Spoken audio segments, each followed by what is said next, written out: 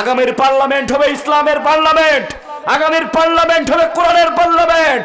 মানুষ জাহিলিয়াতকে, স্বৈরাচারকে, জালেমকে বিদায় করার মাধ্যমে পরিকল্পনার মনের মধ্যে স্বপ্ন দেখা শুরু করেছে। জাতীয়তাবাদ এবং ইসলাম একত্রিত হয়ে দুইটা শক্তি এক হয়ে লড়াই করে যেমন জালিমের বিদায় করেছে, নতুন করে এই বাংলাদেশকে সাজানোর জন্য ঐক্যবদ্ধ হয়ে কাজ করবে। আমি আপনাদেরকে উদাত্ত আহ্বান জানাতে চাই যে টুকুর বুকুর করে কথাগুলো শুরু করেছেন ইসলামের বিরুদ্ধে, এই কথাগুলো বন্ধ করে দেন। এই কথা যদি বন্ধ না করেন, ইসলামের বিরোধিতা, কোরআনের বিরোধিতা করার কারণে অতীতের স্বৈরাচারদের যেই ঘটনা ঘটেছে, যেই পরিণতি হয়েছে, আগামীতে আপনাদের জন্য এই পরিণতি অপেক্ষা করছে, ঠিক কিনা? আমি নেতৃবৃন্দকে উদ্দেশ্য করে বলতে চাই, যারা এই ধরনের বাজে মন্তব্য করে দেশ আর ইসলামের বিরুদ্ধে অবস্থান নিচ্ছে, এদেরকে কন্ট্রোল করুন। এদেরকে কন্ট্রোল না করতে পারলে আগামী নির্বাচনে কিন্তু আপনাদের অবস্থাও ভালো হবে না, ঠিক কিনা? এদেরকে কন্ট্রোল করুন, ইসলামের পক্ষে থাকুন। ইসলামের বিপক্ষে যারা গিয়েছে কেউ কিন্তু টিকতে পারে নাই। তোমরাও যদি কেউ ইসলামের বিপক্ষে চলে যাও, তোমাদেরও টিকার সুযোগ এই বাংলার জমিনে নাই, ঠিক কিনা? আলোচনার শুরুতে শুধুমাত্র তাদেরকে সতর্ক করার জন্য এই কয়েকটা কথা বলে নিলাম। এই কোরআনের বিপক্ষে গিয়ে অতীতে কারোর কপাল ভালো হয়নি, এখনো যদিও বিপক্ষে চলে যায় তার কপালেও ভালো কিছু আছে? আছে? নেই। আমরা একটু সতর্ক করে দিলাম। সতর্ক করার দরকার আছে না নাই? হয়তো তারা না বুঝেই বিরোধিতা করতে পারে, তো যাতে বুঝতে পারে সেই কারণে আমি বললাম। এবং তাদের নেতৃবৃন্দকে লক্ষ্য করে বলছি, এই যারা উল্টাপাল্টা কথা বলে পরিবেশ নষ্ট করে দিচ্ছে, ইসলাম আর কোরআনের বিপক্ষে চলে যাচ্ছে, এদের কণ্ঠকে আপনারা নিয়ন্ত্রণ করেন। কারণ আপনাদেরকে আমরা ভালোবাসি, ভালোবাসি কিনা? আমরা এক হয়ে চলতে চাই, কারোর মধ্যে ফাটল তৈরি করতে চাই না। ঐক্যবদ্ধভাবে বাংলাদেশটাকে সুখী, সমৃদ্ধি, সোনার বাংলাদেশে পরিণত করতে চাই, ঠিক কিনা? এই সোনার বাংলাদেশ গড়ার জন্য কি দরকার? কি দরকার? কারা কারা চান এই দেশটা কোরআনের দেশ হয়ে যাক? আমার আল্লাহকে একটু হাত তুলে দেখায় দেন। নারে তাকবীর, নারে তাকবীর। আল কোরআনের আলো, আল হাদিসের আলো, তোমার নেতা আমার নেতা, নারে তাকবীর। হাত নামান। আল্লাহ তাআলা কবুল করুক, সকলে বলি আমিন। আজকের আলোচনার জন্য আমি আপনাদের সামনে যে বিষয়টাকে সিলেকশন করেছি, আমার কাছে যেই বিষয়টা মনে হয়েছে যে আপনাদের কাছে এই বিষয় থেকে আজকে কথা বলা দরকার। আমার তিলাওয়াতকৃত সূরার নাম সূরাতুল বাকারা। কোন সূরা? সূরাতুল বাকারা।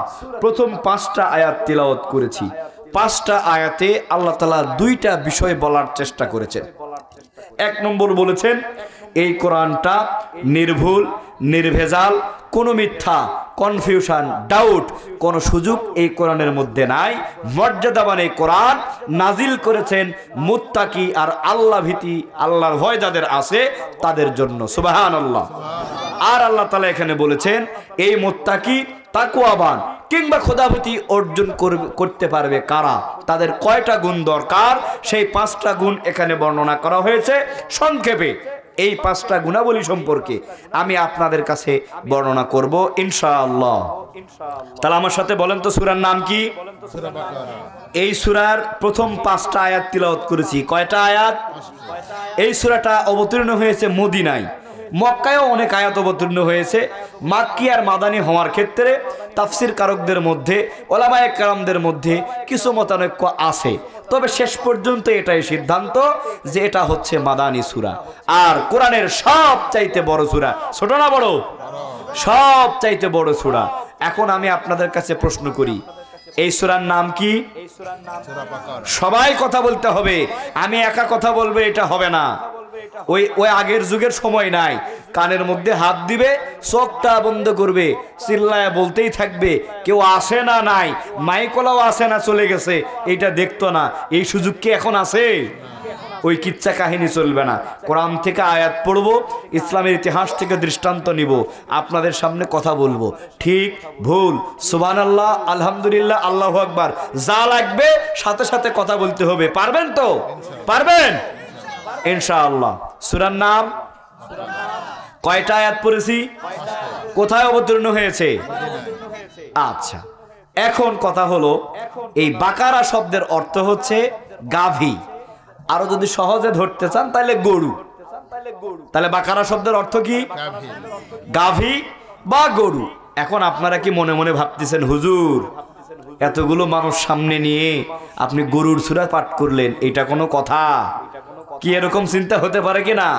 সামনে বসে আছে মানুষ আর আপনার মোহব্বত লাগে গেল গরুর সাথে, এটা কোনো কথা? আপনি গরু নিয়ে ওয়াজ করেন, আমরা উঠে চলে গেলাম, তাই করবেন নাকি? না, তাই করা যাবে না। গরু নামের সূরা হইলেও এখানে বোঝানোর জন্য দৃষ্টান্ত দিয়েছেন কে? দৃষ্টান্ত দিয়েছেন কে? শুধু গরু নয়, শুধু গরু নয়, কোরআনের মধ্যে আল্লাহ তাআলা 114টি সূরা নাজিল করেছেন।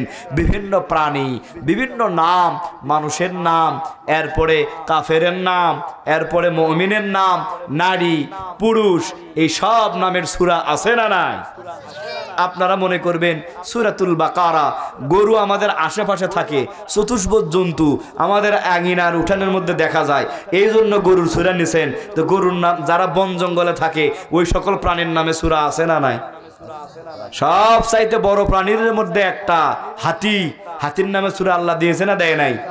দিয়েছে না দেয় নাই? সূরাতুল ফিল, হাতি মার্কা সূরা। কি মার্কা সূরা? আবার মনে করবেন এই বড় বড় জিনিস দেখে খালি সেগুলোই বলেন, আপনি তো বড় বড় কথা বলতেছেন, ছোটগুলোর পক্ষে নাই। আসলে কি তাই? না, ছোট প্রাণীর নামে আল্লাহ সূরা দিয়েছেন। পিঁপড়ার নামে সূরা আছে না নাই? ছোট না বড়? মৌমাছির নামে সূরা আছে না নাই? এরকম করে চিন্তা করে আল্লাহ তাআলা অনেকের নামে সূরা দিয়েছেন। পুরুষের নামে দিয়েছেন আলে ইমরান, সরাসরি পুরুষ মানুষ। এরপরে সূরাতুন নাস, মানুষের সূরা। এরপরে সূরাতুন নিসা, মহিলা মানুষের সূরা। মহিলাদেরকে আলাদা মান মর্যাদা না দিলে আমাদের কপালে ভাত জুটবে? রান্না হবে? বারবার মহিলারা ক্ষমতায় আসে আর আলেমদেরকে ধরে আর নির্যাতন করে। ওই মহিলার নামে যদি সূরা না দেয়, আমরা যদি আলোচনা না করি, বিপদ আছে না নাই? আছে না নাই? আল্লাহ মহিলার নামেও সূরা দিয়েছেন, বলেন না সুবহানাল্লাহ। এই খালি গরুর নামে দেওয়ার পরে ছাগলকে, উটকে, এরপরে হচ্ছে আরো যারা চার পাওয়া জন্তু আছে, এদের মন খারাপ করার সুযোগ নাই। আল্লাহ বলেন সূরাতুল আনআম, চার পাওয়া চতুষ্পদ জন্তু যা আছে সবার নামে আমি সূরা দিয়ে দিলাম। আল্লাহু আকবার। এখন এত সূরা যতই থাকুক, একদিনে কি আর সব বলা যাবে? এক এক বছর দাওয়াত দিবেন, একটা করে সূরা থেকে কথা বলবো, ঠিক কি না? এক বছর দাওয়াত দিবেন, একটা থেকে কথা হবে। এই বছর আসার সুযোগ হয়েছে, আল্লাহর উপর ভরসা করে গরু মার্কা সূরা সূরাতুল বাকারা থেকে প্রথম 5টা আয়াতের আলোকে মুত্তাকিদের গুণাবলী, সফল ব্যক্তিদের তালিকা আপনাদের সামনে পেশ করার চেষ্টা করব। আল্লাহ তাআলা সেই সুযোগ দান করুক, সকলে বলি আমিন। চলেন আলোচনায় প্রবেশ করি। আউযু বিল্লাহি মিনাশ শাইতানির রাজিম। বিসমিল্লাহির রহমানির রহিম। আলিফ লাম মিম। এগুলো হচ্ছে হরফে মুকাত্তাআত, বাংলা অর্থ বিচ্ছিন্ন হরফ। যালিকাল কিতাবু লা রাইবা ফীহি হুদাল লিল মুত্তাকিন। এটা এমন একটি কিতাব যার মধ্যে কোনো ভুল ভ্রান্তি, এই কিতাব মুত্তাকিদের জন্য পথ প্রদর্শক। আল্লাযীনা ইউমিনুনা বিল গায়বি ওয়া ইউকিমুনাস সালাত। আর ওই মুত্তাকি হবে কারা? আল্লাযীনা ইউমিনুনা বিল গায়ব, অদৃশ্য না দেখা বিষয় বিশ্বাস করবে যারা। ওয়া ইউকিমুনাস সালাত, নামাজ কায়েম করবে যারা। ওয়া মিম্মা রাযাকনাহুম ইউনফিকুন, আর আমি আল্লাহর দেওয়া রিজিক বা সম্পদ থেকে ব্যয় করবে, দান করবে যারা। ওয়াল্লাযীনা ইউমিনুনা বিমা উনজিলা ইলাইকা ওয়া মা উনজিলা মিন ক্বাবলিক। আর কি করবে? আমি আল্লাহর পক্ষ থেকে যে সকল আসমানি কিতাব নাজিল করা হয়েছে সব কিতাবের উপরে ঈমান আনবে আর মহাগ্রন্থ আল কোরআনকে মেনে চলবে। ওয়াবিল আখিরাতি হুম ইউকিনুন। 5 নম্বরের শেষ বৈশিষ্ট্য হলো আখিরাতের উপরে যারা বিশ্বাস স্থাপন করবে।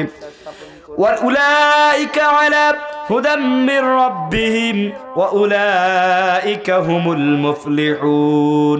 আর এই 5টা গুণের মানুষ যারা হবে আমি আল্লাহর হেদায়েতের উপরে তারা প্রতিষ্ঠিত থাকবে আর এরাই হবে সব চাইতে বড় সফল কাম। বলেন সুবহানাল্লাহ। ভাই রিভাব ধরেছে নাকি? রিভাবটা অফ করে দিয়েন তো। তাহলে অনুবাদ থেকে কি বুঝতে পেরেছেন আমাদের আলোচনার বিষয়টা কি হচ্ছে? বোঝা গিয়েছে? ওকে, আমরা একটু এখন আলোচনায় প্রবেশ করি। আলিফ লাম মিম এগুলোর নাম হচ্ছে হরুফে মুকাত্তাআত। কি নাম? সবাই বলেন কি নাম? হরুফে মুকাত্তাআত। বাংলা অর্থ হচ্ছে বিচ্ছিন্ন হরফ। আল্লাহ তাআলা কোরআনুল কারীমের 114টি সূরার মধ্যে 29টা সূরার শুরুতে এই ধরনের হরফ ব্যবহার করেছেন। বলেন সুবহানাল্লাহ। এই অক্ষরগুলোর, এই হরফগুলোর অর্থ এবং ব্যাখ্যা নিয়ে আল্লাহ তাআলা কোনো ঘোষণা দেন নাই, বিশ্বনবী কোনো অর্থ ব্যাখ্যা করেন নাই, কোনো তাফসীর কারক এটার আলাদা কোনো ব্যাখ্যা করেন নাই। সবাই ঐক্যমতের ভিত্তিতে একটা কথা বলেছেন, এই হরফগুলোর, এই অক্ষরগুলোর ব্যাখ্যা কি হবে? ওয়াল্লাহু আ'লামু বিমুরাদিহি। এই অক্ষরগুলো বা হরফগুলোর অর্থ কি আল্লাহ এবং তার রাসূল ভালো জানেন। তাইলে আল্লাহ তাআলা সরাসরি ব্যাখ্যা করলেন না, বিশ্বনবীও করেন নাই, তাফসীর কারকরাও এই ধরনের হরফের ব্যাখ্যা করেন নাই, বরং বলেছেন এই হরফগুলোর অর্থ কি, এই আয়াতের অর্থ কি ভালো জানেন কে? ভালো জানেন কে? আল্লাহ এবং তার রাসূল ভালো জানেন। সুতরাং আমরা এই আয়াত নিয়ে আর বেশি কথা বলতে চাই না। পরের আয়াত, যালিকাল কিতাবু লা রাইবা ফীহি। জোরে আল্লাহু আকবার। আল্লাহ তাআলা বললেন এই কিতাবটা এমন একটি কিতাব যার মধ্যে কোনো ভুল, কোনো ত্রুটি, কোনো কনফিউশন, কোনো বিচ্যুতি আর কোনো ডাউট আমি আল্লাহ রাখি নাই। জোরে বলেন আল্লাহু আকবার। আছে কোনো ভুল এই কিতাবের মধ্যে? আছে? কেউ কি ভুল খুঁজে পেয়েছে? কিয়ামত পর্যন্ত ভুল খুঁজলে কি কেউ পাবে? না। আল্লাহ তাআলা ঘোষণা করে দিলেন যালিকাল কিতাবু লা রাইবা ফীহি। নবী হে, এই কোরআনের মধ্যে কোনো ভুল নেই, কোনো ত্রুটি নেই, কোনো কনফিউশন আর কোনো ডাউট আমি আল্লাহ এই কোরআনের মধ্যে রাখি নাই। বলেন আল্লাহু আকবার। শুধু তাই নয়, আল্লাহ রাব্বুল আলামিন বলেন ইন্না আনজালনা ইলাইকাল কিতাবা বিল হক লিতাহকুমা বাইনান নাসি বিমা আরাকাল্লাহ। আল্লাহ তাআলা বললেন নবী হে, আপনাকে যেই কিতাব দান করেছি এই কিতাবটা আমি আপনাকে সত্য সহকারে দান করেছি যাতে করে এই কিতাব দিয়ে আপনি মানুষের মধ্যে সকল বিরোধ আর মামলা মোকদ্দমাগুলো সমাধান করে দিতে পারেন। বলেন আল্লাহু আকবার। আল্লাহ তাআলা বললেন সূরাতুল বাকারার শুরুতে যালিকাল কিতাবু লা রাইবা ফীহি, এমন একটি কিতাব, এমন একটি গ্রন্থ যার মধ্যে কোনো ভুল নেই, কোনো ভ্রান্তি নেই, কোনো ত্রুটি, কোনো কনফিউশন নেই। আবার আল্লাহ রাব্বুল আলামিন সূরাতুন নিসা 105 নম্বর আয়াতে বললেন ইন্না আনজালনা ইলাইকাল কিতাবা বিল হক। নবী হে, যেই কোরআন আমি আপনাকে দান করেছি এই কোরআনে আমি অত্যন্ত সত্য সহকারে দান করেছি। বলেন আল্লাহু আকবার। তাহলে আগে বললেন কোরআনে কোনো ভুল, আবার পরে বলতেছেন এই কোরআনটা অবশ্যই অবশ্যই আমি আল্লাহ সত্য আকারে দান করেছি, কোনো মিথ্যার সুযোগ। শুধু তাই নয়, আল্লাহ রাব্বুল আলামিন সূরাতুল বাকারার শুরুতে বিশ্ববাসীকে চ্যালেঞ্জ ছুড়ে দিয়ে জানিয়ে দিলেন ইন কুনতুম ফি রাইবিম মিম্মা নাযালনা আলা আবদিনা ফাতু বিসূরাতিম মিন মিসলিহি ওয়াদউ শুহাদাআকুম মিন দুনিল্লাহি ইন কুনতুম সাদিকিন। আল্লাহ রাব্বুল আলামিন বললেন, দুনিয়ার মানুষেরা আমার কোরআনকে যদি কেউ মিথ্যা মনে করো, কোরআনের কোন আয়াতকে যদি কেউ অস্বীকার করতে চাও, কোরআনের কোন সূরাকে যদি কেউ অস্বীকার করতে চাও, কোরআনটাকে কেউ যদি মিথ্যা প্রতিপন্ন মনে করো, কেউ যদি কোরআন থেকে ভুল ধরতে চাও, কোরআনকে যদি কেউ, কোরআনের কথাগুলোকে যদি কেউ অস্বীকার করতে চাও, তাহলে যাও, দুনিয়ায় তোমাদের বন্ধু বান্ধব, আত্মীয় স্বজন, পাড়া প্রতিবেশী, রাজনৈতিক দলের নেতা কর্মী থেকে শুরু করে এক কথায় আমি আল্লাহ ছাড়া যার সহযোগিতা লাগবে তোমরা গ্রহণ করো। পারলে আমার কোরআনের মতো করে একটা আয়াত কিংবা সূরা তৈরি করে নিয়ে আসো। কেউ কি পেরেছে? পেরেছে? কিয়ামত পর্যন্ত চেষ্টা করলে কেউ কি পারবে? পারবে? আল্লাহ ঘোষণা করে দিলেন, চ্যালেঞ্জ ছুড়ে দিলেন, আমার কোরআনকে যারা মিথ্যা মনে করো, কোরআনকে যারা অস্বীকার করতে চাও, কোরআন থেকে যারা ভুল ধরতে চাও, যাও, আমি আল্লাহ ছাড়া যার সহযোগিতা প্রয়োজন, বন্ধু বান্ধব, আত্মীয় স্বজন, পাড়া প্রতিবেশী, রাজনৈতিক দলের নেতা কর্মী থেকে শুরু করে পৃথিবীর বিশ্বের বাটপারগুলো যারা রয়েছে, ওই ভারতের দাদাবাবু নরেন্দ্র মোদী, আমেরিকার প্রেসিডেন্ট ডোনাল্ড ট্রাম্প, রাশিয়ার ভ্লাদিমির পুতিন, আর নেতানিয়াহু থেকে শুরু করে যার সহযোগিতা লাগবে তার সহযোগিতা নাও। পারলে আমার কোরআনের মতো একটা আয়াত কিংবা সূরা তৈরি করে নিয়ে আসো। কেউ কি পেরেছে? পারবে কোনোদিন? বরং এই কোরআনের বিরুদ্ধে যারা অবস্থান নিয়েছে, কোরআনকে যারা মিথ্যা মনে করার চেষ্টা করেছে, কোরআনকে যারা অস্বীকার করার চেষ্টা করেছে, রব্বুল আলামিন তাদেরকে ধ্বংস করে দিয়েছেন।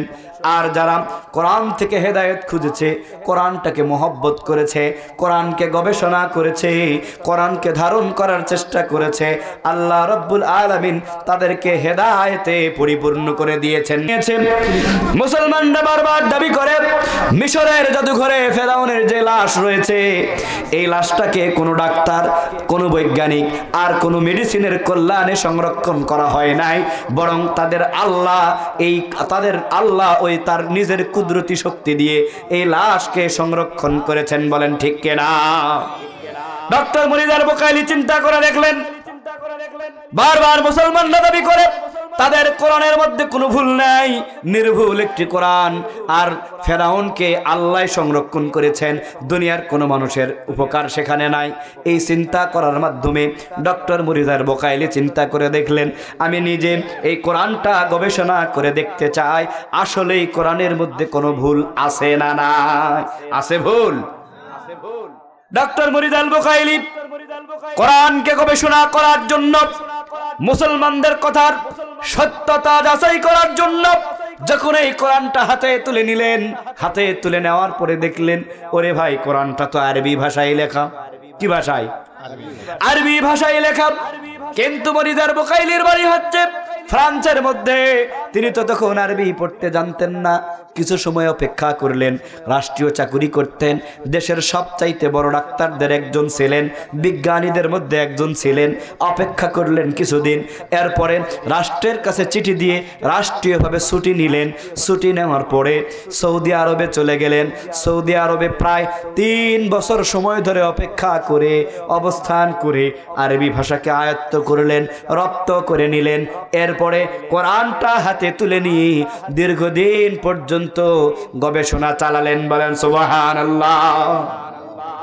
ডক্টর মুনির আল বুকাইলি দীর্ঘদিন গবেষণা চালানোর পরে কোরআনটা হাতে নিয়ে তার গবেষণার যেই ফলাফলটা ঘোষণা করেছিলেন, রব্বুল আলামিন 1500 বছর পূর্বে যে আয়াতটা অবতীর্ণ করেছিলেন, জালিকাল কিতাবু লা রাইবা ফি। আল্লাহু আকবার। ডক্টর মুনির আল বুকাইলি তার গবেষণা করার পরে ঘোষণা দিলেন, হ্যাঁ, এটাই সত্য কথা, মুসলমানদের কোরআনের মধ্যে কোনো ভুল এবং আল্লাহ তাআলা তার নিজস্ব কুদরতি শক্তি দিয়ে মিশরের জাদুঘরে ফেরাউনের ওই লাশটাকে হেফাজত করেছেন।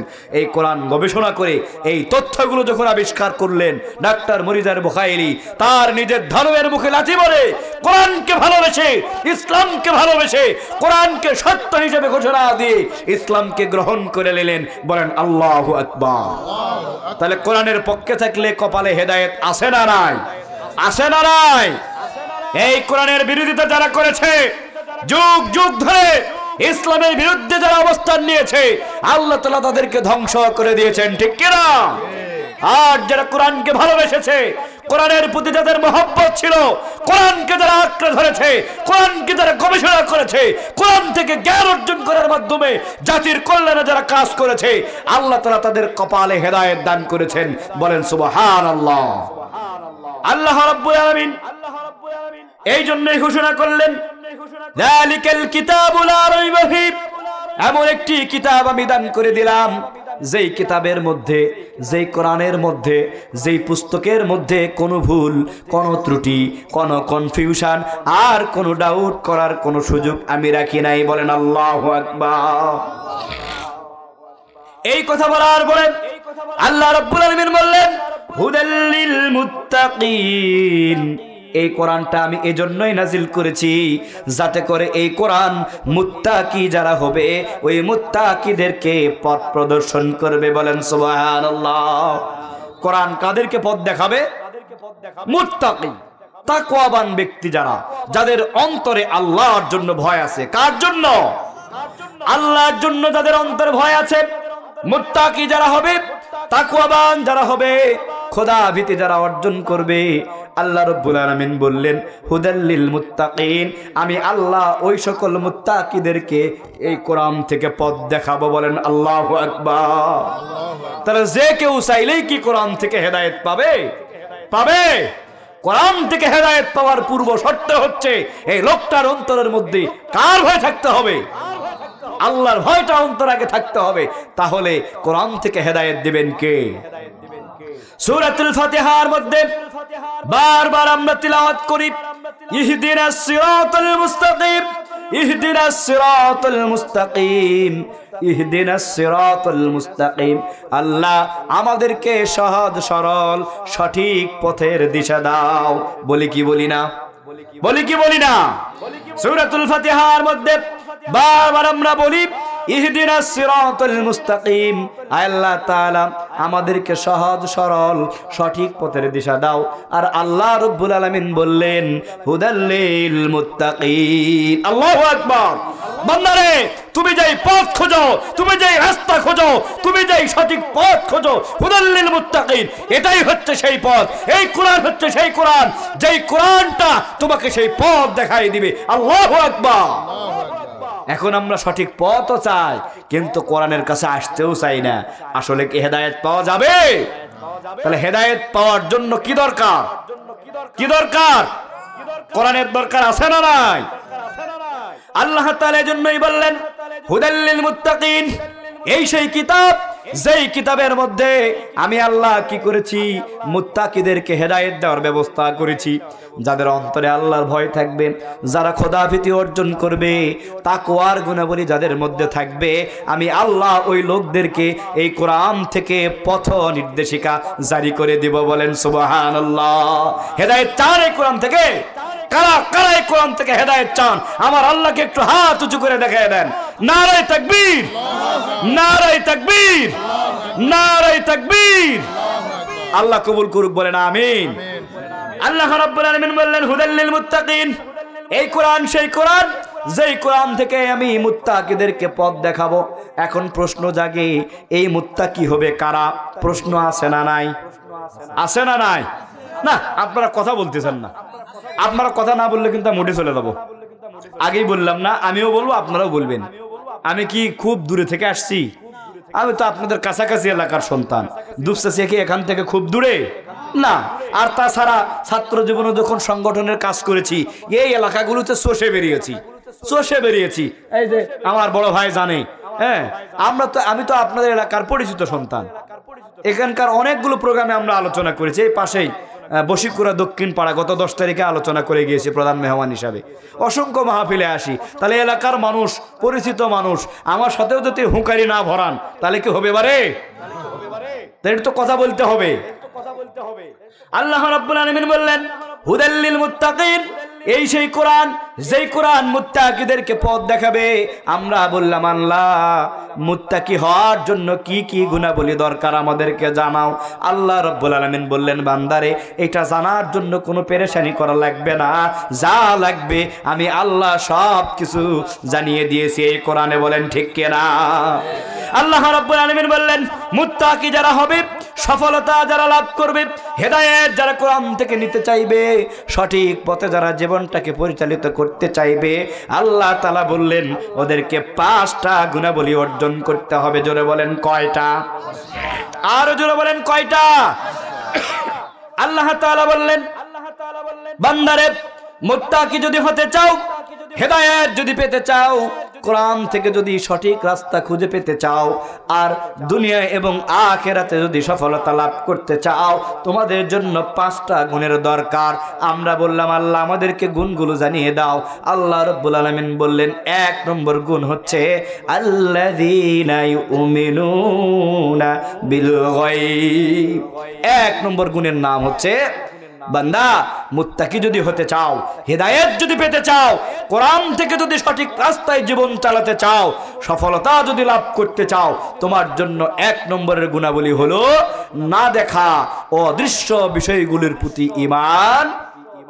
তাহলে 1 নম্বর পয়েন্টের নাম কি? যেই জিনিসগুলো আমরা দেখি না, না দেখা অদৃশ্য বিষয়গুলোর প্রতি ঈমান আনতে হবে। এই ঈমান না আনলে মুত্তাকি হওয়া যাবে? মুত্তাকি যদি না হন, কোরআন থেকে হেদায়েত পাওয়া যাবে? সঠিক রাস্তার খোঁজ পাওয়া যাবে? দুনিয়া এবং আখিরাতে সফলতা লাভ করা যাবে না। দুনিয়া এবং আখিরাতে সফলতা লাভ করতে হলে, কোরআন থেকে হেদায়েত পেতে হলে 1 নম্বরের কোয়ালিটি দরকার আল্লাযীনা ইউমিনুনা বিল গায়ব, না দেখা অদৃশ্য বিষয়গুলির প্রতি ঈমান।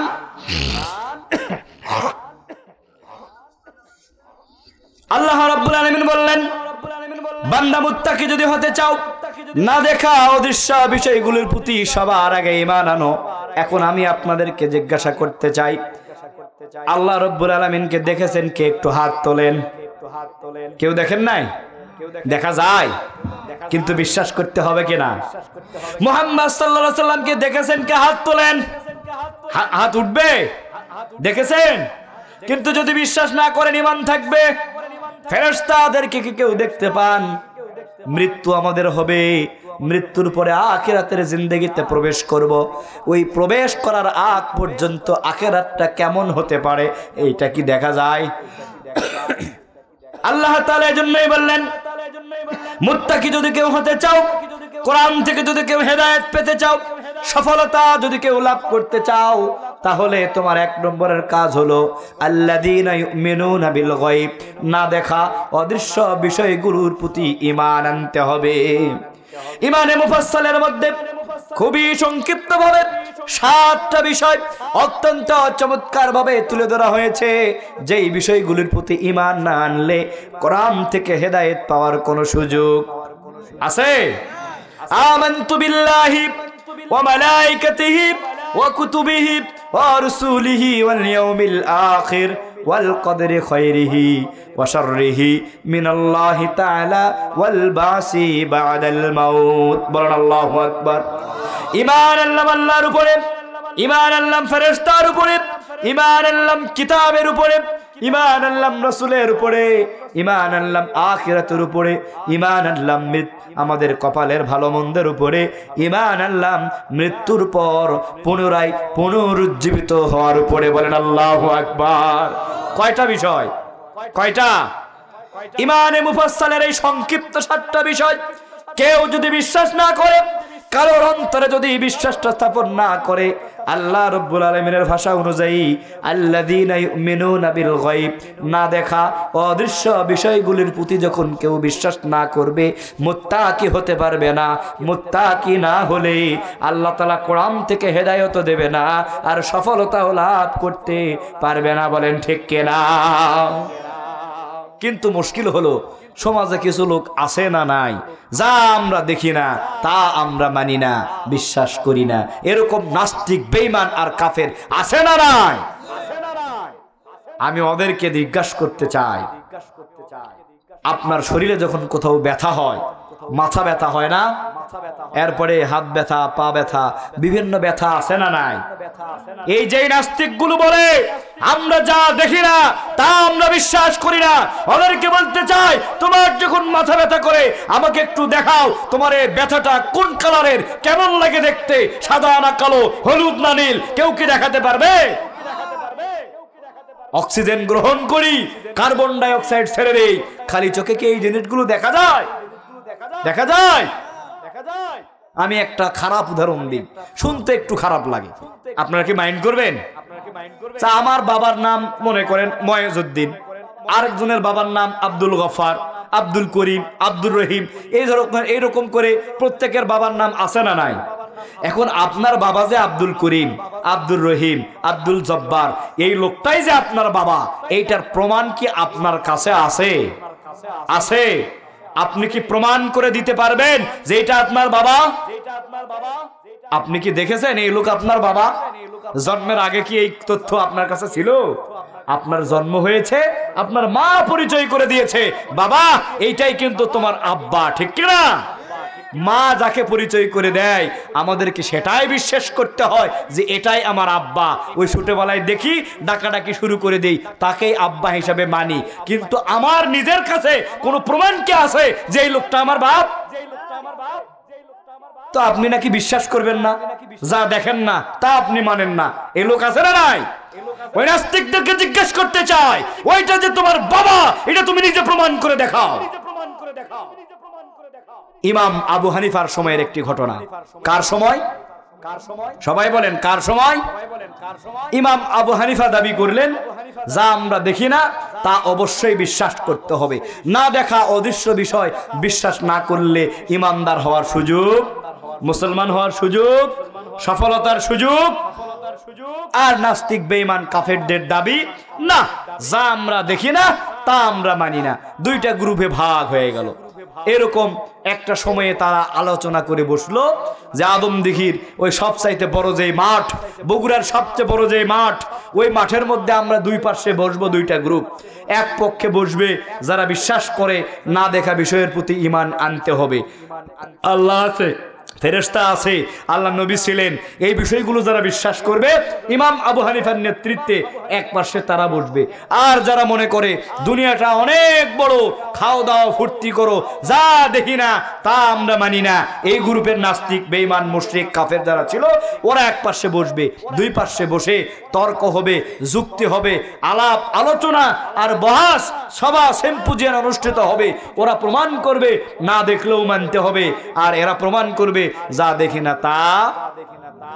দিন নির্ধারণ করা হলো, মনে করেন শুক্রবার দিন বিকেল 3টায় বগুড়ার আলতাফুন্নেসা খেলার মাঠে এই বহাস অনুষ্ঠিত হবে। প্রত্যেকেরই দুই গ্রুপের লোকজন সেখানে একত্রিত হলেন। একত্রিত হওয়ার পরে তারা দেখলেন যেই লোকের সাথে তর্ক হবে ওই ইমাম আবু হানিফা ও নিজেই এখন পর্যন্ত ওই জায়গায় উপস্থিত। 3টা বেজে গিয়েছে, 4টা বাজে, 5টা বাজে, এরপরও আবু হানিফা সেখানে উপস্থিত হচ্ছে না। আবু হানিফা কিন্তু ইচ্ছা করে বিলম্ব করছেন। কি করে? ইচ্ছা করে বিলম্ব করছেন। একটা কৌশল, একটা ফোন দিয়ে আটতেছেন, একটা পরিকল্পনা করতেছেন, কাল্পনিক দৃশ্য তৈরি করতেছেন, যাতে করে কোরআন সুন্নাহ যারা বিশ্বাস করে না ওই লোকদেরকে যুক্তি তর্কের মাধ্যমে কাজ করা। এই পরিকল্পনা করে ইমাম আবু হানিফা কমপক্ষে 1.5 থেকে 2 ঘন্টা বিলম্ব করে ওই জায়গায় যাচ্ছেন। এই সময়ের মধ্যে কাফির মুশরিকরা, নাস্তিকরা রেগে গেল, খেপে গেল। যে লোকের কথার দাম নাই এর সাথে কোনো আলাপ আলোচনা হতে পারে? কন্ত যার কথার দাম থাকে না ওর সাথে কি উঠা বসা করে কোনো শান্তি আছে? এই ভাই আপনি কোথায়? আর 5 মিনিট লাগবে। ভাই 5 মিনিট দাঁড়ান। এই 5 মিনিট 50 মিনিটও শেষ হয় না। এই লোকের সাথে কি চলা যাবে? এই মিথ্যা কথা বলে না, বলে না? ইমাম আবু হানিফা 3টার সময় যাওয়ার কথা, সাড়ে 4টা 5টা বেজে যাচ্ছে, উপস্থিত হয় না। আর নাস্তিক বেঈমানরা বলল, যে লোকের কথার দাম নাই এর সাথে কোনো বহাস অনুষ্ঠিত হতে, সবাই উঠে যাবে এরকম একটা ভাব। এই সময়ে ইমাম আবু হানিফা সেখানে উপস্থিত হলেন। আমার কথায় কি বিরক্ত হচ্ছেন? ইমাম আবু হানিফা সেখানে উপস্থিত হলেন। উপস্থিত হওয়ার পরে দেখলেন সবাই উঠে যাবে, এই সবাই বসেন বসেন, জনসভা হয় না আমার ভাইয়েরা, কেউ উঠবেন না, বলে না। উনি এসে বললেন, ভাই কেউ উঠবেন না, বসেন। এই লোকজন বলল, এই মিয়া তোমার কথার দাম নাই, তোমার সাথে কোনো আলাপ হতে পারে না, 3টায় আসার কথা 5টায় এসেছো, কিসের আলাপ, তুমি চলো। ইমাম আবু হানিফা বললেন, ভাই আলাপ না হোক, যুক্তিতর্ক না হোক, বহাস না হোক, অন্তত এতটুকু শোনেন আমার আসতে কেন বিলম্ব হলো। আপনারা আমাকে বলেন, দেরি করে আসলেও এতটুকু বর্ণনা শোনার দরকার আছে না নাই? নাস্তিকরা চিন্তা করলো, ঠিক আছে, লোকটা যেহেতু দেরি করে আসছে তার সাথে আর কোনো বহাস করব না, তবে কেন দেরি করলো দেখি একটু শুনি। এই চিন্তা করে বললো, ঠিক আছে বলো তোমার কি যুক্তি, কেন তুমি দেরি করে আসছো? ইমাম আবু হানিফা তখন বললেন, দেখেন আমি যখন এই বগুড়া থেকে বা অনেক দূরে থেকে যখন আসতেছিলাম, রাস্তার মাঝখানে করতোয়া নদী পড়েছে। এই নদী কি আসলে নৌকা ছাড়া পার হওয়া যায়? এখন তো ফ্লাইওভার, ব্রিজ, কালভার্ট অনেক কিছু হয়েছে, ওই আমলে কি এত ছিল? ইমাম আবু হানিফা বললেন, দেখেন আমি আপনাদের এই সভায় স্থলে এই বহাসের জায়গায় আসতে গিয়ে রাস্তার মধ্যে যে নদী বেজেছে, আমি এই নদীটা পার হতে পারছিলাম না, নদীতে কোনো নৌকা ছিল না। দীর্ঘক্ষণ অপেক্ষা করলাম, অপেক্ষা করতে কোনো নৌকা না পেয়ে বাধ্য হয়ে অপেক্ষা করতেই থাকলাম। হঠাৎ করে তাকিয়ে দেখলাম নদীর পাড়ের একটা বড় গাছ অটোমেটিক, কোনো করাত, কোনো মিস্ত্রি, কোনো মেশিন ছাড়া ওই গাছটা চিরে চিরে ফেটে ফেটে তক্তা আর বাটাম হয়ে গেল। এরপরে কোথার থেকে জানি একটা হাতুর আর কিছু লোহা উড়ে এসে এই তক্তা আর বাটামগুলোকে অটোমেটিক ওই লোহা আর হাতুড়ি লেগে লেগে এটাকে একটা নৌকা বানায় ফেললো। কোনো মানুষ আর কোনো মিস্ত্রি সেখানে ছিল না। এরপরে নৌকা হইল, তৈরি হয়ে গেল, কোনো মাঝি নাই, কোনো বৈঠা নাই, নৌকাটা ঠুস করে লাফ দিয়ে নদীতে পড়লো। আমি সেই নৌকাতে উঠলাম, মাঝি ছাড়া, বৈঠা ছাড়া, ইঞ্জিন ছাড়া নৌকা আমাকে নদী পার করে দিল। এরপরে আমি এখানে আসলাম। এখন এই দীর্ঘ ঘটনা ঘটতে গিয়ে আমার আসতে এই সময়টা লেট হয়েছে, আমার নিজের কোনো দোষ ছিল না। এই কথা যখন বলেছে, নাস্তিকরা বলতেছে এতক্ষণ পর্যন্ত তাও ভালো ছিল, আসে নাই, লেট করেছে, এটাই ভালো ছিল, কিন্তু না দেরি হওয়ার যে কারণ বর্ণনা করলো তাতে মনে হচ্ছে এই লোকটার মাথার তার কি হয়েছে, মাথার তার সব ছিঁড়ে গেছে, আর না হয় ওই লাল নীল হলুদ পানি খাইছে, মাথাটা কাজ করতেছে না, মাতাল হয়েছে, পাগল হয়েছে। তা না হলে কি এরকম কথা বলতে পারে? গাছ কি অটোমেটিক ছিঁড়ে যায়? তক্তা বাটাম কি এমনি হয়? করাত ছাড়া, মিস্ত্রি ছাড়া কি গাছ চেরা যায়? লোহার পেরেক আর ওই হাতুড়ি উড়ে এসে মিস্ত্রি ছাড়া, লোহা এভাবে বসানো ছাড়া অটোমেটিক কি নৌকা বানানো যায়? এই নৌকা একা নদীতে লাফ দিবে, কাউকে কেউ ফালায় দিবে না, আবার সেই নৌকার মধ্যে মাঝি থাকবে না, বৈঠা থাকবে না, অথবা ইঞ্জিন থাকবে না, সেই নৌকা মানুষকে নদী পার করে দিবে। এইটা কি হতে পারে? নাস্তিকরা বলল, এই যে গল্প শুনালেন তাতে মনে হলো আপনার মাথার তার সব ছিঁড়ে গিয়েছে। এরকম ঘটনা অটোমেটিকলি ঘটতে পারে না। ইমাম আবু হানিফা চিন্তা করলেন, ঝোপ বুঝে কূপ মারতে হবে। কি চিন্তা করলেন বলেন না? ঝোপ বুঝে কূপ মারতে হবে। উনি বললেন, এই নাস্তিক, মুরতাদ আর কাফের, তোমরা শোনো, একটা গাছ যদি অটোমেটিক চিরে তক্তা বাটাম না হয়, লোহার পেরেক মানুষের সহযোগিতা ছাড়া যদি নৌকা তৈরি করতে না পারে, এই নৌকা বৈঠা, মাঝি কিংবা মেশিন ছাড়া যদি নদী পার করে দিতে না পারে, আমি তোমাদের কাছে জানতে চাই, সুবিশাল আকাশ, বিস্তীর্ণ জমিন, নদী, নালা, পাহাড়, পর্বত, বৃক্ষরাজি আর এই মানুষদেরকে পরিচালনা অটোমেটিক হয়, এই ধারণা তোমরা কিভাবে করো? একজন পরিচালক আছে না নাই? আছে না নাই? এই সুউচ্চ আকাশ, বিস্তীর্ণ জমিন, নদী, নালা, পাহাড়, পর্বত, প্রাণীকুল কে পরিচালনা করেন? কে আমতা? ইমাম আবু হানিফা যখন এই কথাটা বললেন, নৌকা যদি না হয় এমনি, গাছ যদি না ছিঁড়ে যায়, বৈঠা মাঝি মেশিন ছাড়া যদি নৌকা না চলে, এই আসমান জাহান পৃথিবী দুনিয়া জগৎ সমূহ একজন না পরিচালনা করলে অটোমেটিক হয়, এই কথা কিভাবে চিন্তা করেন আপনারা? উপস্থিত নাস্তিকরা অসংখ্য মানুষ সাথে সাথে নিজের ধর্মের মুখে লাথি মেরে অবিশ্বাসকে ছেড়ে দিয়ে ইসলামকে, আল্লাহকে, কোরআন সুন্নাহকে বিশ্বাস করে ঈমান গ্রহণ করে ফেললেন। বলেন আল্লাহু আকবার। আপনাদের কাছে জানতে চাই, না দেখা বিষয় ঈমান আনার দরকার আছে না নাই? বিশ্বাস করার দরকার আছে না নাই? আল্লাহ রাব্বুল আলামিন এই জন্যই বললেন, আল্লাযীনা ইউমিনুনা বিল গায়ব, যারা না দেখা বিষয়ের প্রতি বিশ্বাস করবে, যারা অদৃশ্য বিষয়ের প্রতি বিশ্বাস করবে, এই লোকগুলো মুত্তাকি হওয়ার জন্য, হেদায়েত পাওয়ার জন্য, সফলতা লাভ করার জন্য 1 নম্বরের বৈশিষ্ট্য তারা অর্জন করে ফেলবে। বলেন সুবহানাল্লাহ। 1 নম্বর গুণের নাম কি? না দেখা বিষয়ের প্রতি বিশ্বাস স্থাপন করা। আপনারা কি বুঝতে পেরেছেন? 2 নম্বর বিষয়, আল্লাযীনা ইউমিনুনা বিল গায়ব ওয়া ইউকিমুনাস সালাত। আল্লাহ তাআলা বললেন 2 নম্বরের গুণাবলী হলো মুত্তাকি হওয়ার জন্য, কোরআন থেকে হেদায়েত পাওয়ার জন্য, দুনিয়া এবং আখিরাতে সফলতা লাভ করার জন্য 2 নম্বর গুণাবলীর নাম হচ্ছে নামাজ কায়েম করা। কি করা? নামাজ কায়েম করা। নামাজ কি বর্তমান সমাজে কায়েম আছে? আছে? কায়েম মানে কি বোঝেন আপনারা? কায়েম হচ্ছে আরবি শব্দ। কায়েম কি শব্দ? বাংলা হচ্ছে প্রতিষ্ঠিত হওয়া, প্রতিষ্ঠা করা, একই রকমের ঘটনা ঘটা, একই ধরনের কাজ হওয়া। এই যে দেখেন, এখন শীতের সময় না, ঠান্ডা থেকে বাঁচার জন্য আমরা প্রত্যেকেই মোটা কাপড় পরেছি।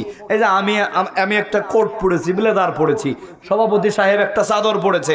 এরকম ভাবে যার যেমন সামর্থ্য, যার যেমন চিন্তা, সেই আলোকে ঠান্ডা থেকে বাঁচার জন্য আমরা মোটা কাপড় পরিধান করেছি। ঠিক কিনা?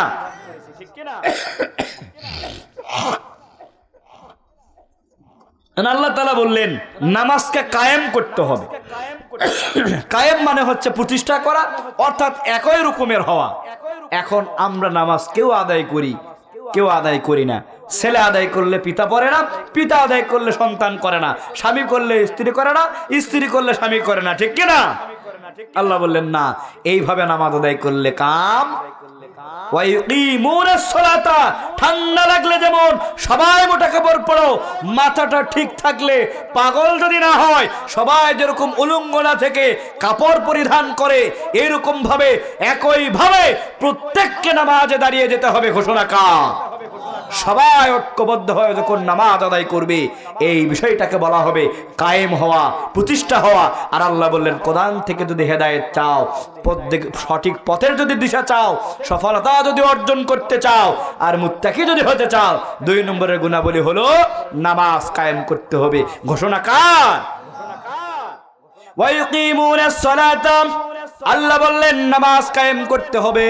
শুধু এখানেই নয়, কোরআনুল কারীমের মধ্যে প্রত্যক্ষ এবং পরোক্ষভাবে আল্লাহ রাব্বুল আলামিন প্রায় 82 জায়গায় বলেছেন। আল্লাহ তাআলা বলেন, ওয়া ইউকিমুনাস সালাতা ওয়া আতুজ যাকাতা ওয়ারকাউ মা'আর রাকিঈন। আল্লাহু আকবার। নামাজ কায়েম করো, যাকাত দিয়ে দাও, আর তোমরা কি করবে? রুকুকারীদের সাথে দাঁড়িয়ে প্রত্যেকেই তোমরা রুকুতে দাঁড়িয়ে যাবে। ঘোষণা কার? তারা নামাজ। আমরা দুনিয়ায় সব কাজের সুযোগ পেয়ে যাই, শুধুমাত্র নামাজে দাঁড়াতে পারি না। কৃষি কাজ হয়, ব্যবসা হয়, চাকরি চলে, সব ধরনের কাজ করতে পারি, অফিস আদালত করতে পারি, পড়াশোনা করতে পারি, শুধুমাত্র নামাজের জন্যই আমরা সময় পাই না। বলেন ঠিক কিনা? কিন্তু আল্লাহ তাআলা বললেন, বান্দারে তোমার কাজ আগে নয়, বরং নামাজ তোমাকে আগে আদায় করতে হবে। তার কারণ হলো, এই নামাজ যদি আদায় না করো, নামাজ যদি কায়েম করতে না পারো, নামাজের আন্দোলনের সাথে যদি তোমার সম্পর্ক না থাকে, আল্লাহ তাআলা বললেন এই কোরআন থেকে হেদায়েত পাবা না, মুত্তাকি হতে পারবে না, দুনিয়া এবং আখিরাতে সফলতা লাভ করার সুযোগ থাকবে না। বলেন ঠিক কিনা? শুধু তাই রে, আল্লাহ তাআলা বলেছেন জাহান্নামে যারা যাবে ওই দিন, ওই লোকগুলোকে যদি জিজ্ঞেস করা হয়, মা সালাকাকুম ফি সাকার, কেন তোমরা জাহান্নামে প্রবেশ করেছ? কি অপরাধ ছিল তোমাদের? এই প্রশ্ন করার সাথে সাথে সেদিন তারা চারটা উত্তর দিবে। এক নম্বর তারা বলবে ক্বালু লাম নাকু মিনাল মুসাল্লিন, দুনিয়ার জীবনে আমরা মুসল্লি ছিলাম না, নামাজ আদায় করি নাই, যার কারণে আজকে জাহান্নামে নিক্ষিপ্ত। তাহলে নামাজের দরকার আছে না নাই?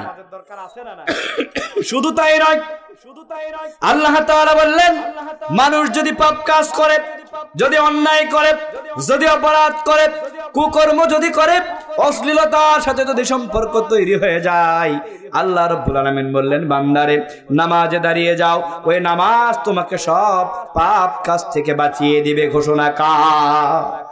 ইন্নাস সালাতা তানহা আনিল ফাহশাই ওয়াল মুনকার। বলেন আল্লাহু আকবার। আল্লাহ তাআলা বললেন বান্দা দুনিয়ায় পাপ কাজ কর, অশ্লীলতা, জেনা, ব্যভিচার, সুদ, ঘুষ, মিথ্যা, দুর্নীতি, গুম, খুন, এক কথায় ইসলাম বিরোধী যত কাজ করো না কেন, সব কাজ থেকে ফিরে এসে নামাজে দাঁড়িয়ে যাও, ওই নামাজ তোমাকে সব পাপ কাজ থেকে বাঁচিয়ে দিবে। ঘোষণা কার? এখন আমরা নামাজ আদায় করি না, তাহলে পাপ থেকে বাঁচবো কিভাবে? নামাজের দরকার আছে না নাই? আল্লাহ রাব্বুল আলামিন বললেন দুনিয়ায় জনপদের মধ্যে কেউ যদি নেতৃত্ব থাকে, ক্ষমতায় যদি কেউ বসে যায়, রাষ্ট্রপ্রধান যদি কেউ হয়, জনপদের নেতা যদি কেউ নির্বাচিত হয়ে যায়, এই লোকটা যদি নিজেকে মুসলমান দাবি করে, তাহলে সবার আগে তার জন্য কর্মসূচি চারটা। জোরে বলেন কয়টা? আরো জোরে বলেন কয়টা? আল্লাহ তাআলার ঘোষণা হলো কেউ যদি নেতা হয়, কেউ যদি ক্ষমতায় থাকে, জনপদের অধিপতি যদি কেউ হয়, আর যদি মুসলমান দাবি করে, ওই লোকটাকে সবার আগে চারটা কর্মসূচি গ্রহণ করতে হবে। তার এক নম্বর কর্মসূচির নাম হচ্ছে নামাজ। আল্লাযীনা ইম্মাক্কান্নাহুম ফিল আরদ আকামুস সালাত ওয়া আতাউজ যাকাত ওয়া আমারু বিল মারুফ ওয়া নাহাউ আনিল মুনকার। আল্লাহু আকবার। আল্লাহ তাআলা বললেন বান্দা দুনিয়ায় যদি ক্ষমতা পাও, নেতৃত্ব যদি পাও, অধিপতি যদি হয়ে যাও, নেতা যদি নির্বাচিত হও, ক্ষমতা যদি তোমার থাকে, আর নিজেকে যদি তুমি মুসলমান দাবি করো, তাহলে তোমার সর্বপ্রথম চারটা কর্মসূচি গ্রহণ করতে হবে। তার এক নম্বর কর্মসূচির নাম হচ্ছে নামাজ। নামাজের দরকার আছে না নাই? এই জন্য আল্লাহ বললেন মুত্তাকি যারা হবে, খোদাভীতি যারা অর্জন করবে, তাকওয়াবান মানুষ যারা হবে, কোরআন থেকে যারা হেদায়েত পেতে চাইবে, সহজ রাস্তায় যারা জীবন পরিচালিত করবে, দুনিয়া এবং আখিরাতে সফলতা যারা অর্জন করতে চাইবে, তাদের 2 নম্বরের গুণাবলীর নাম হচ্ছে নামাজ কায়েম করা। আমার কথা কি বোঝা যায়? শুনতে কি ভালো লাগতেছে নাকি মন খারাপ হয়ে যাচ্ছে? আমি কি বানিয়ে বলতেছি নাকি কোরআন থেকে বলতেছি? কয়টা পয়েন্ট গেল? কয়টা গুণাবলী গেল? 3টা, 2টা। 3 নম্বরে আল্লাহ তাআলা বললেন ওয়া মিম্মা রাযাকনাহুম ইউনফিকুন। বান্দা কোরআন থেকে হেদায়েত পেতে চাইলে, মুত্তাকি হতে চাইলে, সফলতা লাভ করতে চাইলে, তোমার 3 নম্বরের গুণাবলী অর্জন করা দরকার। আমি আল্লাহ যেই সম্পদ তোমাকে দিয়েছি, যেই রিজিক তোমাকে দিয়েছি, ওই সম্পদ থেকে, ওই রিজিক থেকে, ওই অর্থ থেকে তুমি প্রতিনিয়ত ব্যয় করো আর দান করে দাও। ঘোষণা কার? আল্লাহ তাআলা বললেন তোমার যা দরকার, পরিবার পরিজন, আত্মীয় স্বজন, এরপরে খাবার ভরণ পোষণ থেকে শুরু করে যে কাজে তোমার প্রয়োজন, বৈধ রাস্তায় তোমার সম্পদ থেকে তুমি ব্যয় করো, রিজিক থেকে তুমি ব্যয় করো, আর আমি আল্লাহর রাস্তায় তুমি মাঝে মাঝে দান করো। ঘোষণা কার? আল্লাহ তাআলা বললেন আল্লাযীনা ইউনফিকুনা ফিস সাররাই ওয়াদ দাররাই ওয়াল কাযিমিনাল গায়যা ওয়াল আফিনা আনিন নাস। বান্দারে ধনী হও আর গরীব হও, অভাবে থাকো আর ভালো অবস্থায় থাকো, অসুস্থ হও আর সুস্থ অবস্থায় থাকো না কেন, সর্ব অবস্থায় আমি আল্লাহর রাস্তায় দান করো। ঘোষণা কার? এই জন্য আল্লাহ তাআলা বললেন বান্দা যদি মুত্তাকি হতে চাও, কোরআন থেকে যদি হেদায়েত পেতে চাও, দুনিয়া এবং আখিরাতে সফলতা যদি লাভ করতে চাও, তাহলে তোমার জন্য 3 নম্বরের গুণাবলী হলো ওয়া মিম্মা রাযাকনাহুম ইউনফিকুন। আমি আল্লাহ যেই রিজিক দিয়েছি, যেই সম্পদ দিয়েছি, ওই রিজিক থেকে, ওই সম্পদ থেকে তুমি আমার রাস্তায় দান করো। আল্লাহু আকবার। দান করার দরকার আছে না নাই? আছে না নাই? কিন্তু আমরা মনে করি মাত্র এই কয়েক টাকার সম্পদ, এখান থেকে কয় টাকা দান করব, দান করলে নিজের অবস্থা কি হয়ে যাবে, এই ধরনের চিন্তা আছে না নাই? কিন্তু দান করলে সম্পদ বাড়িয়ে দেন কে? বাড়িয়ে দেন কে? হযরত আলী রাদিয়াল্লাহু তাআলা আনহু বাইরে থেকে ফিরে আসার পরে দরজায় এসে নক করলেন।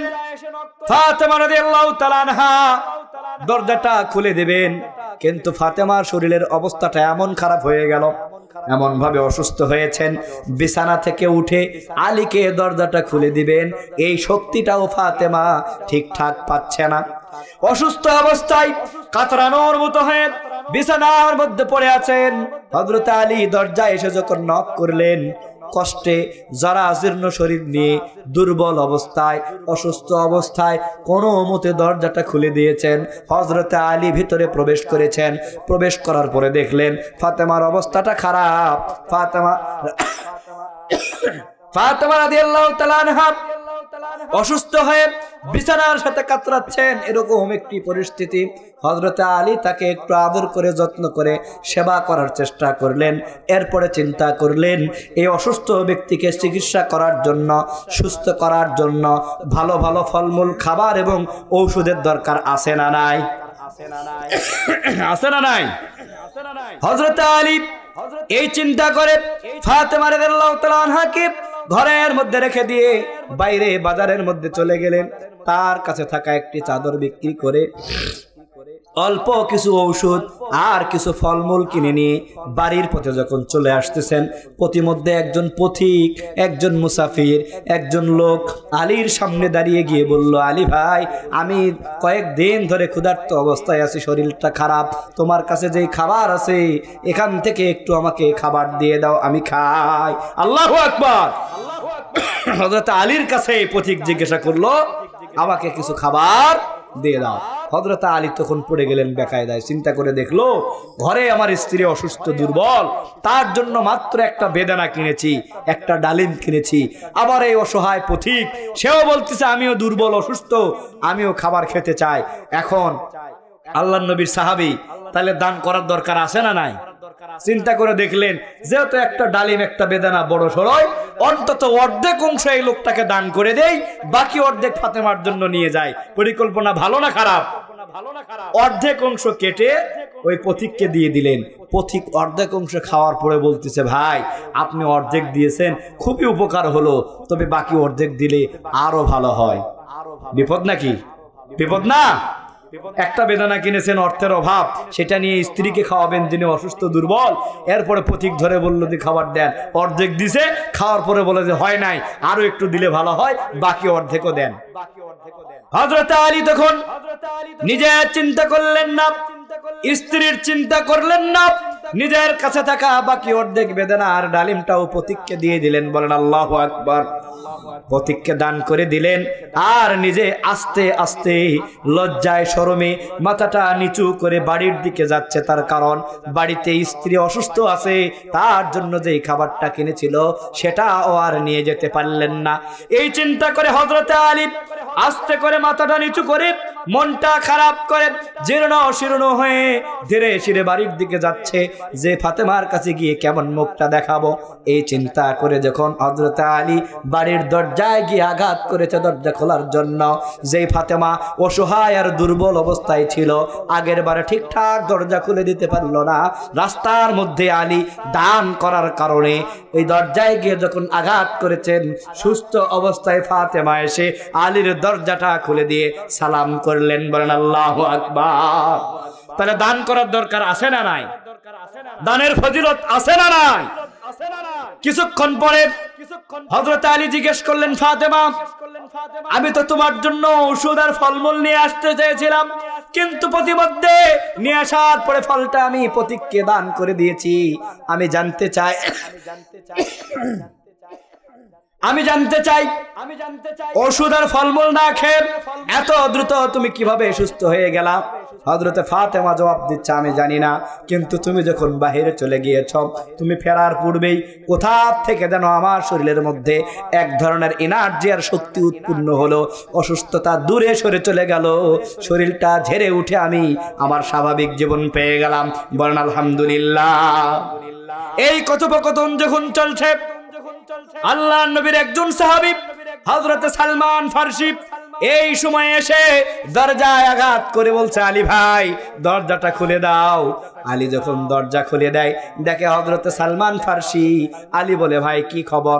সালমান ফারসি মাথার উপর থেকে একটা ডালি, একটা সাঙ্গারি, আমরা সাঙ্গারি বলি না, একটা ডালি, একটা সাঙ্গারি বা একটা ঝুড়ি মাথা থেকে নামিয়ে হযরতে আলীকে দিয়ে বলতেছে, ভাই একজন মানুষ আপনার জন্য এই হাদিয়াটা পাঠিয়েছেন, এখানে কিছু ডালিম বেদানা আছে, আপনি একটা গ্রহণ করেন। হযরতে আলী বললেন, না, আমার জন্য কেন কেউ হাদিয়া পাঠাবে? কেন আমার জন্য ফলমূল উপহার পাঠাবে? মনে হয় ভুল জায়গায় এসেছেন, অন্য কোথাও নিয়ে যান। সালমান ফারসি বললেন, ভাই না, আমি ভুল করি নাই, আমি আপনার কাছে এসেছি, আপনাকে দেওয়ার জন্য এই ডালিমগুলো পাঠানো হয়েছে, এই বেদানাগুলো পাঠানো হয়েছে।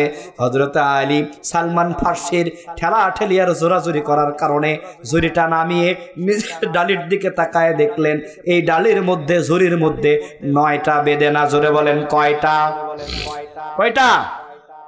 9টা ডালিম দেখার পরে, 9টা বেদানা দেখার পরে হযরতে আলী বলতেছে, সালমান ভাই আমি আগেই বলেছিলাম এই ঝুড়িটা আমার নয়। সালমান কয়, কেন? আপনি তো বলেছেন আপনার নয়, কিন্তু আমি আপনাকে তো নিশ্চয়তা দিলাম আপনার জন্যই দিয়েছে, আর আমি আপনার কাছেই নিয়ে এসেছি। হচ্ছে সালমান ভাই শোনেন, আমার যদি এটা হবেই তাহলে এখানে ডালিম থাকার কথা 10টা। কয়টা? কয়টা? আমি গুনে দেখলাম ডালিম আছে 9টা, সুতরাং এটা আমার জন্য নয়। তার কারণ আল্লাহ রাসূলের হাদিস, আল্লাহ রাস্তায় কেউ 1 গুণ দান করলে 10 গুণ বৃদ্ধি করে দেয় কে? দান করলে কমপক্ষে আল্লাহ তাআলা 10 গুণ বৃদ্ধি করে দেয়। আলী চিন্তা করলেন, বেদানা একটা দান করেছি, ডালিম একটা উপহার দিয়েছি, তাইলে আমার জন্য যদি আসে তাহলে আল্লাহর পক্ষ থেকে 10টা আসার কথা, 9টা এসেছে, তার মানে এটা আমার। হযরত সালমান ফারসি বললেন, আলী ভাই না না না, 9টা নয়, ডালিম আর বেদানা 10টাই ছিল। আমি একটু জান্নাতি ফল মনে করে, উপহার মনে করে, উপকারী মনে করে একটা বেদানা আমার জুব্বার পকেটে রেখেছিলাম। এই যে আলী ভাই নেন, 10টাই ডালিম এখানে আছে, আপনার জন্যই এটা এসেছে। বলেন আল্লাহু আকবার। তাহলে দানের ফজিলত আছে না নাই? আল্লাহ রাস্তার ব্যয় করার উপকার আছে না নাই? আল্লাহ রাব্বুল আলামিন এর জন্যই বললেন, ওয়া মিম্মা রাযাকনাহুম ইউনফিকুন, আমার রাস্তায় দান করো, আল্লাহ রাস্তায় ব্যয় করো, নিজের যত প্রয়োজন আছে মেটাও, হারাম পথে না ব্যয় করে হালাল রাস্তায় ব্যয় করো আর দান করো। ঘোষণা কার? গুণাবলী কয়টা হলো? 3টা। প্রায় 12টার কাছাকাছি চলে আসছে, বাকি কথা এই অল্প সময়ে শেষ হবে ইনশাআল্লাহ। কয়টা গুণাবলী গেল? আল্লাহ রাব্বুল আলামিন বললেন, কেউ যদি মুত্তাকি হতে চায়, কেউ যদি কোরআন থেকে হেদায়েত পেতে চায়, কেউ যদি দুনিয়া এবং আখিরাতে সফলতা পেতে চায়, তার জন্য 4 নম্বরের গুণাবলী হলো ওয়াল্লাযীনা ইউমিনুনা বিমা উনজিলা ইলাইকা ওয়া মা উনজিলা মিন ক্বাবলিক, আমি আল্লাহর পক্ষ থেকে যে আসমানি কিতাব অবতীর্ণ হয়েছে সবগুলো কিতাবের প্রতি বিশ্বাস স্থাপন করতে হবে, আর এই কোরআনটাকে মেনে নিতে হবে। ঘোষণা কার?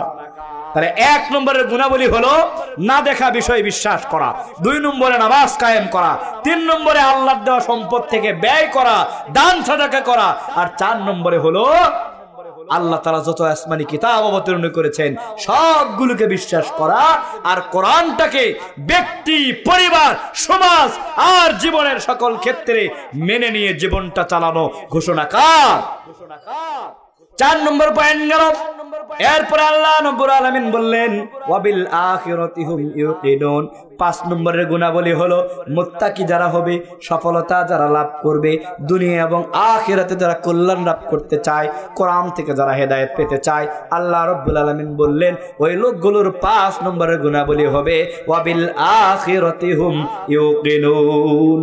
মৃত্যুর পরের যে অনন্তকালের জীবন, এই আখিরাতের জীবনটাকে বিশ্বাস করতে, আখিরাতকে বিশ্বাস না করলে ঈমানদার হওয়া যাবে? কোরআন থেকে হেদায়েত পাওয়া যাবে? মুত্তাকি হওয়া যাবে না। আল্লাহ বললেন বান্দা, মুত্তাকি যদি হতে চাও, কোরআন থেকে যদি হেদায়েত পেতে চাও, আর যদি তুমি কি করতে চাও, দুনিয়া এবং আখিরাতে যদি সফল কামদের রাস্তায় অংশগ্রহণ করতে চাও, তাহলে তোমার 5 নম্বরের কোয়ালিটি হলো তোমাকে আখিরাতের প্রতি বিশ্বাস স্থাপন করতে। এখন যারা আখিরাতে বিশ্বাস করে না, এই লোকগুলা কি কোরআন থেকে হেদায়েত পাবে? কিন্তু আখিরাতের জিন্দেগি আছে না নাই? আছে না নাই? এই দুনিয়ায় জীবনকে যারা আঁকড়ে ধরেছে, নেতৃত্ব, ক্ষমতা আর কর্তৃত্বকে যারা প্রাধান্য দিয়েছে, আখিরাতকে যারা মানতে চায় না, আল্লাহ বললেন ওদের কপালে হেদায়েত নাই, ওরা মুত্তাকি হতে পারবে না, কোরআন থেকে হেদায়েত পাবে না, সফলতা লাভ করতে পারবে না। ঠিক কি না? এই জন্য আমাদেরকে আখিরাতের প্রতি বিশ্বাস করার দরকার আছে না নাই? আছে না নাই? গুণাবলী হলো কয়টা? এটা সবাই বলেন, কয়টা? 5টা। 1 নম্বর গুণাবলীর নাম হচ্ছে না দেখা বিষয়ের প্রতি বিশ্বাস করা। 2 নম্বর গুণাবলীর নাম নামাজ কায়েম করা। 3 নম্বরে আল্লাহর দেওয়া রিজিক থেকে ব্যয় করা। 4 নম্বরে আসমানি কিতাবের প্রতি বিশ্বাস স্থাপন করা আর কোরআনকে মেনে চলা। 5 নম্বরে পরকালীন জীবন, আখিরাতের অনন্তকালকে বিশ্বাস করা। 5টা গুণাবলী যদি কেউ অর্জন করে, আল্লাহ তাআলা বললেন উলাইকা আলা হুদাম মির রাব্বিহিম, এই সকল লোকগুলোই আমি আল্লাহর পক্ষ থেকে, আমি রবের হেদায়েতের উপরে প্রতিষ্ঠিত। বলেন সুবহানাল্লাহ। যাদের মধ্যে এই 5টা গুণাবলী থাকবে, এই 5টা লোক রবের পক্ষ থেকে হেদায়েত প্রাপ্ত হবে। বলেন আল্লাহু আকবার। শুধুই হেদায়েত পাবেন, আল্লাহ বললেন ওয়া উলাইকা হুমুল মুফলিহুন, এই সকল মানুষগুলোই সফলতা লাভ করবে। দুনিয়ার সফলতা, আখিরাতের সফলতা, জাহান্নামের ব্যর্থতা থেকে বেঁচে গিয়ে এই লোকগুলো জান্নাতের সফলতা লাভ করবে। ঘোষণা কার? আল্লাহ বলে দিলেন এই 5 গুণের অধিকারী করা মানুষগুলো দুনিয়া এবং আখিরাতে সফলতা লাভ করবে। আমি রবের পক্ষ থেকে হেদায়েতের উপরে প্রতিষ্ঠিত থাকবে এবং এরা জাহান্নাম থেকে বেঁচে জান্নাতের নিয়ামতটা উপভোগ করার সুযোগ পাবে। ঘোষণা কার? এখন আপনারা আমাকে বলেন, এই 5টা গুণ অর্জন করার দরকার আছে না নাই? আছে না নাই? এখন যারা এই কোরআনকে বিশ্বাস করে না, যারা মুত্তাকি হতে চায় না, যাদের মধ্যে এই 5টা গুণকে ধারণ করতে চায় না, বরং যারা এই কোরআনুল কারীমের বিরুদ্ধে অবস্থান করে, যারা আলেমদের বিরুদ্ধে চলে যায়, যারা আল্লাহর নবীকে নিয়ে কটূক্তি করে, যারা এই কিয়ামতের দিনের কর্মীদের নামে মিথ্যা মামলা, হামলা, জেল, জরিমানা, রিমান্ড, আয়নাঘর, ক্রসফায়ার কিংবা ফাঁসির কাষ্টের ব্যবস্থা করে, ওই লোকগুলোর কপালে কি হেদায়েত আছে? আছে। ফেরাউন চেষ্টা করেছিল ইসলামের রাস্তা বন্ধ করতে, পেরেছে? নমরুদ চেষ্টা করে ফেলেছিল, ইসলামের রাস্তা বন্ধ করতে পেরেছে? আবু জেহেল, আবু লাহাব থেকে শুরু করে পৃথিবীর ইতিহাসে যারা ইসলামকে বন্ধ করার চেষ্টা করেছে, কোরআনের কথাকে যারাই বন্ধ করার চেষ্টা করেছে, আল্লাহ রাব্বুল আলামিন তাদেরকে পাকড়াও করে এই দুনিয়া থেকে ধ্বংস করেছেন। ঠিক কি না? সুতরাং স্পষ্ট ভাষায় বলতে চাই, আগামীতেও কেউ যদি এই কোরআনের বিরুদ্ধে চলে যাও, ইসলামের বিরুদ্ধে যদি কেউ অবস্থান নিতে চাও, তোমাদেরকে বলতে চাই মিশরের জাদুঘরের দিকে তাকাও, ফেরাউনের লাশটার দিকে তাকাও।